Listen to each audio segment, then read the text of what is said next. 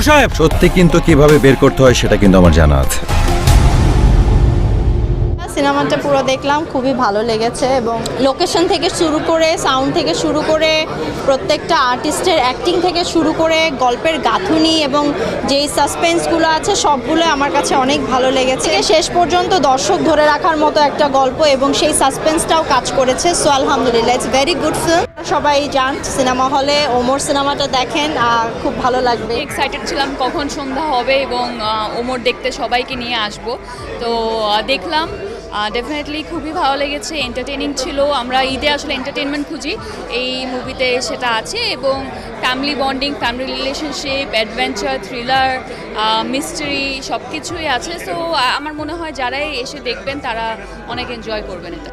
খুবই ভালো লাগলো, ইনফ্যাক্ট শেষের দিকে কিছুটা ইমোশনালও লাগলো।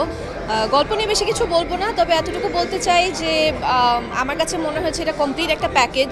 থ্রিল আছে, ইমোশনস আছে, সো এবং সবথেকে বেস্ট হচ্ছে স্ক্রিন প্লের সাথে সাথে প্রত্যেকটা আর্টিস্ট খুবই ভালো অভিনয় করেছেন এবং সবাই আসলে আমাদের দেশের মানে একদম নামকরা আর্টিস্ট।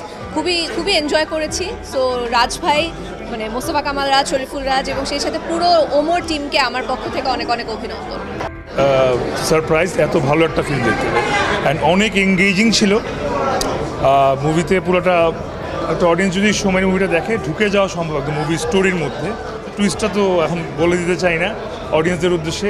আপনারা আসুন, বাংলা ফিল্ম দেখুন অ্যান্ড ওমর দেখুন এবং একটা চমৎকার টুইস্ট আপনার জন্য অপেক্ষা করছে এন্ডিংয়ে। ঈদের দিন বলেছিলাম আমি ছবিটা দেখব, সো ওমর দেখা হলো এবং আমার নিজেরও গান ছিল। এটা আরও বেশি ইমোশনাল আমি আসলে ছিলাম, কারণ হচ্ছে প্রায় 7 বছর পর গান করা, আর ওরকম ছবিও হচ্ছিল না।